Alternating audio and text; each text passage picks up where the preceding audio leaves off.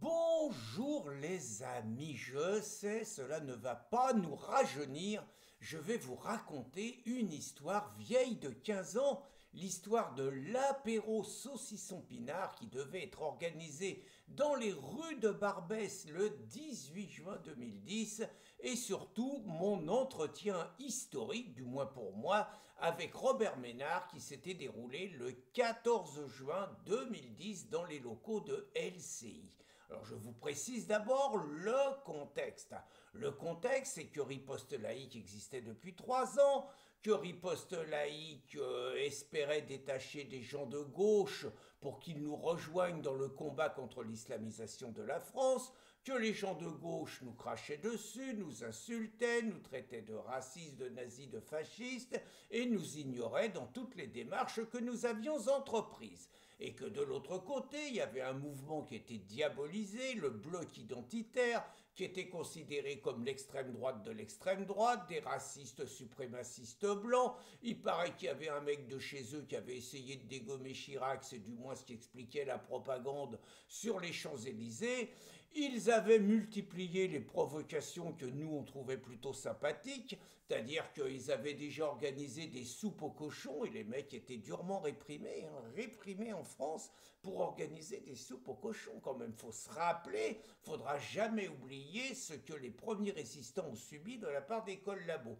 Ils avaient fait des initiatives sympas, ils avaient fait l'initiative du muezzin à Bordeaux qui avait rendu Juppé fou, ils avaient raconté qu'il allait y avoir une grande mosquée et à 5 heures du matin, ils avaient amené les haut-parleurs et ils avaient lancé l'appel du muezzin. Franchement, les mecs ouvraient leurs fenêtres, qu'est-ce qui se passe et tout, et ils leur disaient, bah, c'est ce qui va vous arriver dans quelques années. Superbe action. Ils avaient aussi fait une action avec des masques de cochon dans un quick halal et ils avaient multiplié, franchement sur la gîte propre, ils étaient bons. Donc, le bloc identitaire, riposte laïque, qui n'arrivait pas à détacher des gens de gauche, qui avait des lecteurs mais qui n'avait pas de militants. Et le bloc identitaire qui cherchait à se dédiaboliser et à sortir de son isolement.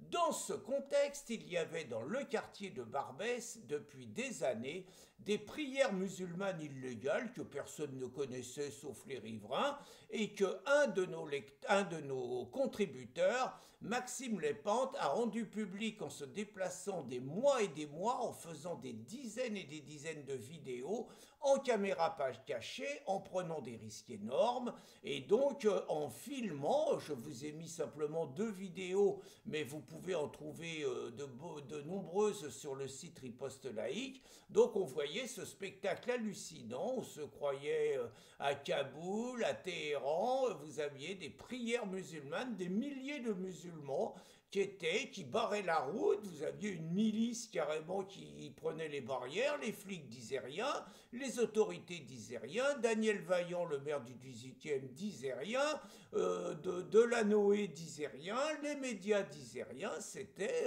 l'omerta générale. Et donc, Maxime a eu le mérite de populariser, ça a fait connaître Riposte laïque, toutes les semaines c'était l'événement, tous les vendredis, il nous mettait la vidéo du jour et franchement c'était un spectacle absolument hallucinant. Alors certes Barbès aujourd'hui c'est encore plus occupé que ça l'était, hein, c'est une zone islamisée, mais au moins il n'y a plus de prière le vendredi.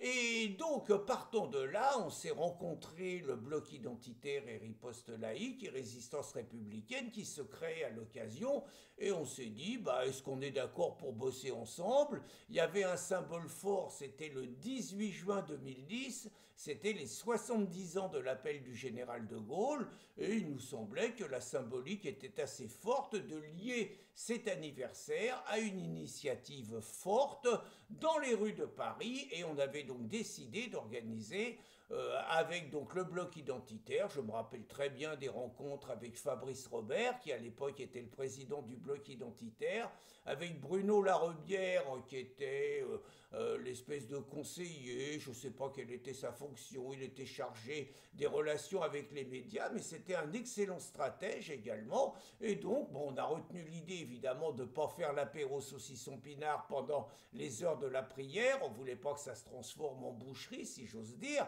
mais on voulait l'organiser le soir, et donc Évidemment, dès qu'on a annoncé l'événement, ça a été la laïe.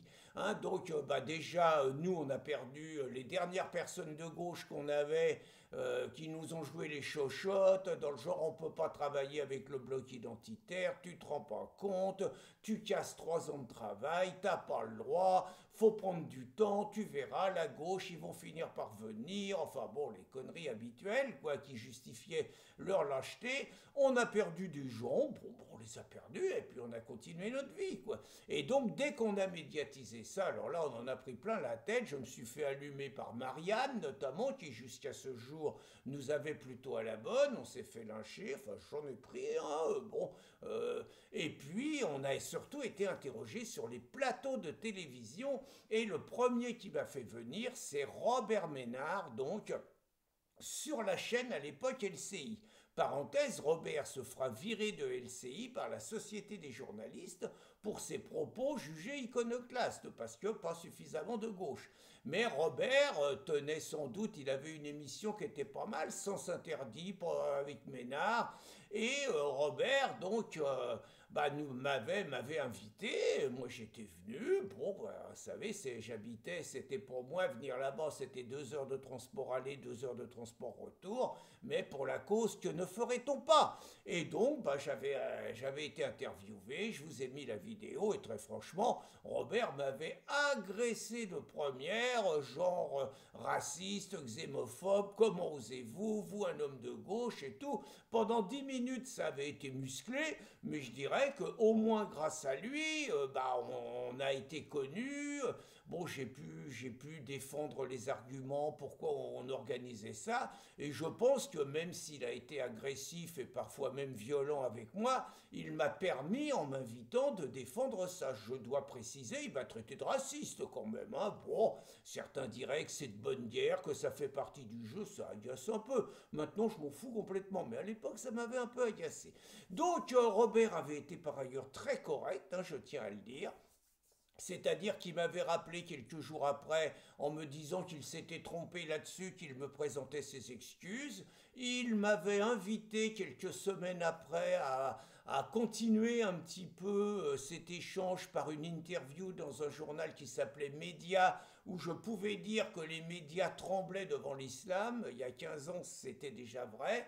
Et puis, il m'avait proposé cette petite vidéo d'un quart d'heure, en gros, comment on passe de la CGT syndicat du livre à riposte laïque, quoi. Donc, voilà, c'est des images qui datent de 15 ans. Je tenais à vous rappeler quand même cet événement, puis à vous dire que ça avait été un succès exceptionnel, c'est-à-dire qu'on avait eu, alors évidemment, il y avait eu interdiction, le préfet avait interdit à Barbès, mais on avait déposé un recours, le recours avait été, bon, on était un peu passé en force et on s'était tous retrouvés sur les Champs-Élysées, juste à côté de l'ambassade du Qatar, qui à l'époque n'était pas aussi connue que ce pays l'est aujourd'hui. Ça avait été franchement un succès exceptionnel pour nous. On avait fait plus de 1 000 personnes. Alors les médias avaient très très peu couvert, hein, ils nous en avaient mis plein la tête avant, mais ils avaient très très peu couvert l'événement.